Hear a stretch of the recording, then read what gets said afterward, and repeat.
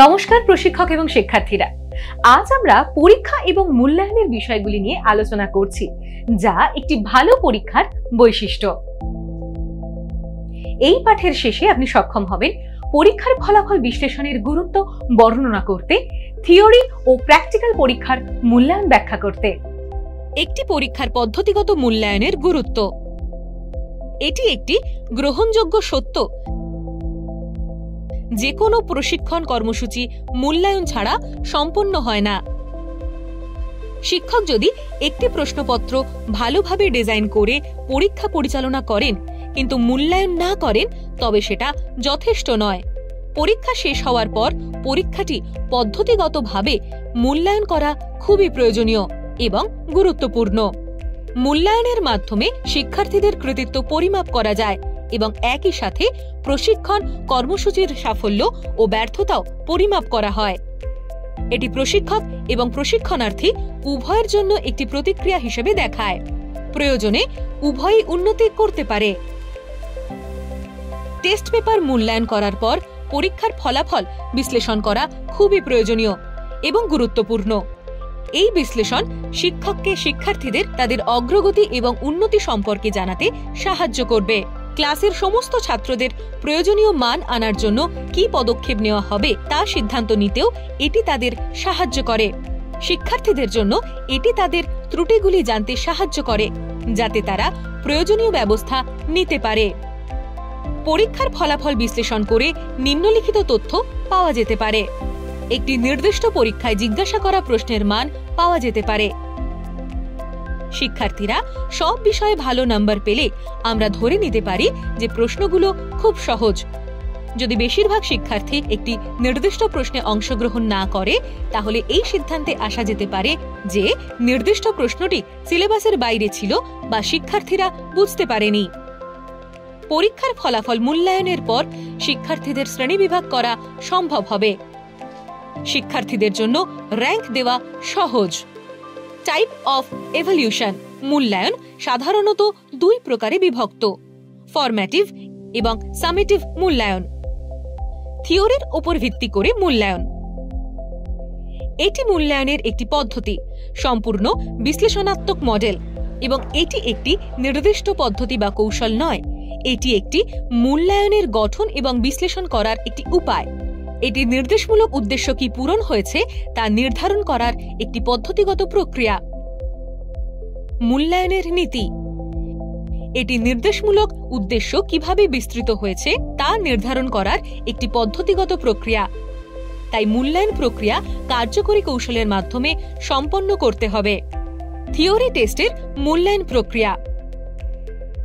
Theory বিষয়গুলির জন্য ব্যবহৃত একটি পরীক্ষা বা নিয়োগে কয়েকটি বিষয়ভিত্তিক আইটেম সহ বেশ কয়েকটি অবজেক্টিভ পরীক্ষার আইটেম থাকতে পারে।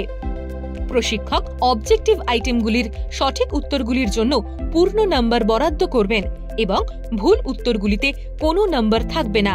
বিষয়ভিত্তিক আইটেমের ক্ষেত্রে প্রশিক্ষককে অবশ্যই একটি বিষয়গত বিচার করতে হবে এবং কর্মক্ষমতার পরিসর বিবেচনা করতে হবে এবং সেই অনুযায়ী নম্বর দিতে হবে। প্র্যাকটিক্যাল পরীক্ষার মূল্যায়নের পদ্ধতি। Performance test.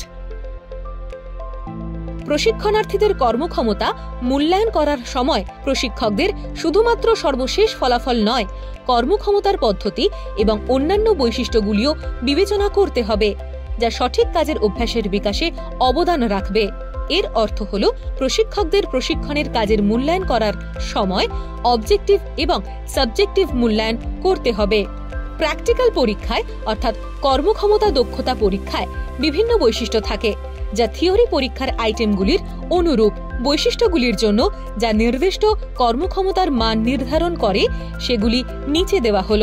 প্র্যাকটিক্যাল পরীক্ষার বৈশিষ্ট্যগুলি হল: যন্ত্র এবং সরঞ্জাম পরিচালনা করার ক্ষমতা, উপকরণ নির্বাচন এবং অর্থনৈতিক ব্যবহার, অঙ্কন, পড়ার বা বোঝার ক্ষমতা, নিরাপত্তা এবং ভালো কাজের অভ্যাস পর্যবেক্ষণ করা, কাজের গতি, সঠিকতা, কাজের গুণমান, কাজের প্রতি মনোভাব, কর্মক্ষমতার সঠিক ক্রম, কারিগরিতে পরিচ্ছন্নতা, হাউসকিপিং।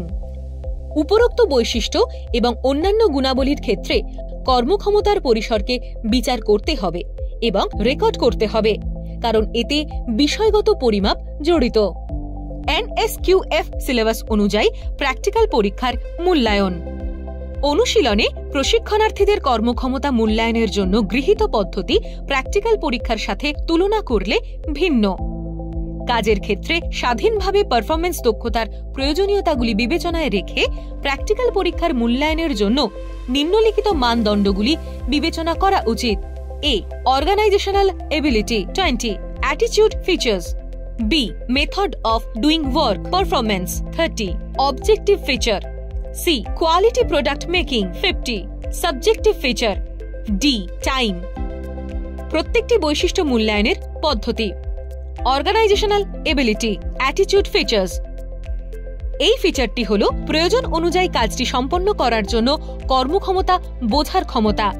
সংগঠিত করার ক্ষমতা প্রশিক্ষণার্থীকে একটি কাজ সম্পন্ন করার পদ্ধতি লিখতে, তার জন্য প্রয়োজনীয় যন্ত্র, সরঞ্জাম এবং উপকরণের নাম, গণনা জড়িত প্রতীকগুলির ব্যাখ্যা এবং প্রয়োজনীয় ফলাফল স্বয়ংক্রিয় চিত্র অঙ্কন করার মাধ্যমে পরীক্ষা করা যেতে পারে। কাজ করার পদ্ধতি পারফরম্যান্স। Objective feature. দক্ষতার সাথে কাজ করার পদ্ধতিতে নিম্নলিখিত দিকগুলি অন্তর্ভুক্ত থাকবে: বাস্তব সংযোগের সাথে পরিকল্পিত ব্যাখ্যা, নির্দিষ্ট অ্যাপ্লিকেশনের জন্য সরঞ্জাম নির্বাচন, টুলের সঠিক ব্যবহার, উপকরণের অর্থনৈতিক ব্যবহার। দক্ষতা পারফরম্যান্সের প্রয়োজনীয় পদক্ষেপগুলি অনুসরণ করুন। হাউসকিপিং। নিরাপত্তা মূল্যায়ন পর্যবেক্ষণ প্রশিক্ষকদের দ্বারা করা হয়। প্রোডাক্টের কোয়ালিটি সাবজেক্টিভ ফিচার। একটি প্রোডাক্টের গুণমানের মূল্যায়ন এটির কার্যকরী প্রয়োজনীয়তার উপর ভিত্তি করে। মূল্যায়ন করা দিকগুলি হল ডাইমেনশনাল ফিচার, ফাংশনালিটি সঠিক সংযোগ, আন্দোলন, ম্যানিপুলেশন, কাজের অন্যান্য বৈশিষ্ট্য যার বিষয়গত বিচার প্রয়োজন। বৈশিষ্ট্যগুলির সমালোচনামূলকভাবে প্রতিটির মূল্য দেওয়া হয়। টাইম। পরীক্ষার সময় প্রশিক্ষণার্থীদের নেওয়া সময়কে বিবেচনা করতে হবে, কারণ গতি একটি গুরুত্বপূর্ণ দিক। বিবেচ্য বিষয় হল প্রশিক্ষণার্থী বরাদ্দ সময়ের চেয়ে কম বা বেশি সময় নিয়েছে এবং এটি অনুশীলন করার জন্য বরাদ্দ সময়ের একটি শতাংশ হিসেবে প্রকাশ করা উচিত। নম্বর যোগ বা বাদ সেই অনুযায়ী করতে হবে। সময়ের জন্য পুরস্কার। প্রোগ্রামে অন্তর্ভুক্ত সমস্ত অনুশীলনের সময় হিসাব রয়েছে এবং এটি অঙ্কনে নির্দেশিত হয়। এইগুলি অনুশীলনের প্রোটোটাইপ এবং ট্রায়াল পরিচালনা করার পরে, ফিডব্যাক সম্পূর্ণ করার পরে মিডিয়া ডেভেলপারদের রায় এবং সরবরাহকৃত তথ্যের উপর ভিত্তি করে সময়গুলি তৈরি করা হয়।